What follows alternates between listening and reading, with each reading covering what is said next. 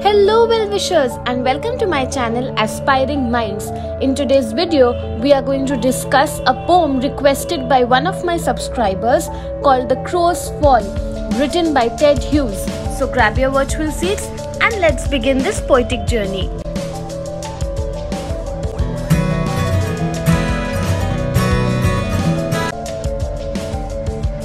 Now before we begin decoding the meaning of the poem, let us learn about the poet Ted Hughes. He was an English poet and writer. He served as the Poet Laureate of the United Kingdom from 1984 till his death, that is 1998. He was deeply connected with nature and his poetry often includes the savage aspects of the natural world. Now see, there are two things that are there in this poem. We have the sun on one hand and we have the crow on the other hand. So we see how the poem portrays an attempt by the crow to challenge whom? Sun. Sun is the ultimate power of illumination. Now it talks about what are the consequences or the results of being so daring, and reflects on the cyclical nature of life where moments of victory are also followed by moments of defeat. So the poem explores the themes of power, excessive pride and the forces of the natural world. Now the poem Crow's Fall is a part of a series of poems that Ted Hughes wrote which fall under the collection Crow from the Life and Songs of the Crow, which was published in the year 1970. You can see the image of the collection cover. Now this collection features a character named Crow who is a dark and symbolic figure who embodies aspects both of creation and destruction. Now let us start decoding the line by line meaning of the poem. When the crow was white, he decided the sun was too white. That is, the crow is initially in a state of purity. Initially, it is believed that the crow was white in color, and at that time he would think that the sun is very bright and it dominates, it overpowers everyone in the world. He decided it glared much too whitely. That is, the crow finds the sun's brightness, its brilliance, almost as if it is dominating, oppressive, and this is what pushes him to take an action against the sun. He decided to attack it and defeat it. So the crow now decides to challenge and overcome the power of the sun, and this is a very bold attempt that is made by the crow.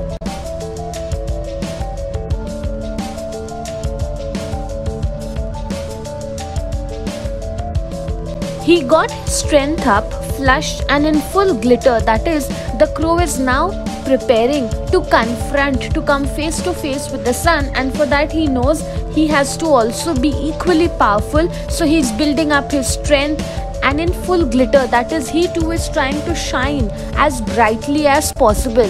He clawed and fluffed his rage up. That is, the crow is now bringing in that motivation, that action within him. He's intensifying that anger, that irritation that is there in him against the sun, because he knows to be able to attack the sun, he has to be very powerful. He aimed his beak direct at the sun's center. So the crow is now focusing his attention and aggression to the very core of the sun. That is the target where he wants to reach to attack the sun. He feels that if he attacks the sun at its center, he will be able to get victory over the sun. He laughed himself to the center of himself. That is, the crow experiences a state which is almost a maniac state. He becomes nearly mad, because you see, when you are trying to attack a part which is more powerful than you, that is the sun, you tend to go into a very crazy state. That is that madness that is there in you to get victory. So he was at the climax of his challenge and attacked. So the crow now launches his assault, his attack on the sun. At his battle cry, trees grew suddenly old, shadows flattened. That is, what was the impact of the crow's attack?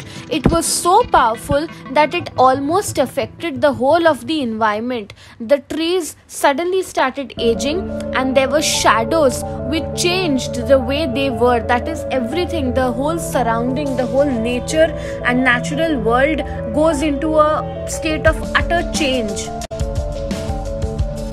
You see, the next line begins with the word but. That is, here you will see a change in the situation happening. But the sun brightened. That is, even though with the attack of the crow, the whole surrounding, the whole environment changed, the sun still did not lose its quality. It became even more brighter. It brightened and the crow returned charred black. That is, despite the crow's efforts, the sun was dedicated and resilient to grow even brighter. The crow, however, returns in a state which is utterly black in color. That is, it is believed as a mythology that crow was initially white in color. It is only when it became too proud of its beauty and power and everything, it challenges the sun, and obviously sun is very bright and full of heat and light. So what is the effect? If you go too close to the sun, it has charred you, it has almost turned you coal black, and that is how it is believed that the crow got its color. So you can almost imagine how much is the power of the sun. He opened his mouth, but what came out was charred black. That is, even when the crow was attempting to communicate, the sounds, the voice that was coming out was all black in color. It symbolizes how he had been terribly defeated by the all-powerful, almighty sun. Now see, the crow is so proud as a being. I was going to say as a person, but the crow is so proud of being a superior creature that even though on a physical level you can see the result of his excessive pride, that when he challenged the sun, he turned from white to black. While he has come back on earth, he is still not ready to accept his defeat, and he tells to the people that even though I have turned black now, but when you go up in the heaven where you are challenging the sun, whatever is white is also black, and whatever is black is also white. And he is still not ready to accept that he has been defeated, and he declares that I have still been victorious. Let us quickly discuss the major themes of the poem. Now, Puri serves as a symbolic backdrop which represents how there is existence of spirituality and cultural richness on one hand, and the reality of life, creating many layers to the poem. Now, added to this, we have the theme of faith and despair, because we see there is coexistence of faith and despair, depicting individuals who are seeking peace and guidance on a spiritual level on one hand, and on the other hand there are people who are still struggling to fulfill the basic necessities of their life.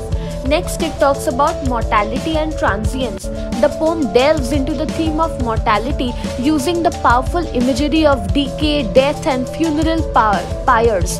Next, it also talks about socio-economic disparity, divide or difference, because we see how surrounded by the great temple at Puri are the poverty-stricken individuals who are trying to find a place in society by just trying to eat something to have their basic necessities sorted out. And lastly, we see how the poem talks about personal and collective suffering. That is, it gives descriptions of individuals who are facing hardships, and it is also showing a collective suffering. How we see that the poem mentions there are crouched faces without names.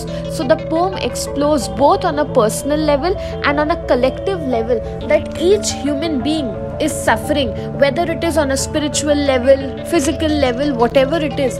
But the basic necessity is to have accommodation for humanity, to have a sensitivity for human beings. Now see, what are the major themes of the poem? The poem incorporates the character of the crow, who symbolizes both creation and destruction at the same time, right? Now, in the background to this, we have the first thing, that is excessive pride and defeat. The poem is going to explore this theme and as to how the crow, because of being extremely proud and arrogant, attempts to challenge the sun but ultimately faces defeat. This theme reflects on the consequences of unchecked pride. If you do not check yourself, you are proud of unknown random reasons, it will bring downfall. Second, it talks about nature's indifference. That is, the natural world represented by the sun is portrayed as being ignorant, indifferent to the challenge of the crow. Nature follows its own course, and attempts to defy or manipulate nature will often result in bad results. That is, when the crow challenged the sun, what happened? It tried to manipulate the sun. The crow could not win. Ultimately, nature was victorious. Thirdly, the black and white symbolism. The contrast between white and black in the poem suggests that the crow's victory is in a realm where white is black and black is white, suggests a complete paradox, a contrast that exists in the understanding of victory and defeat. These two terms, the crow feels, can be used interchangeably because he is not ready to accept his defeat. And lastly, we also learn about the cyclical nature of life, where the crow's bold act of challenging the sun is followed by his own charred, coal, black-like state. This reflects on the broader theme of life, death, and regeneration.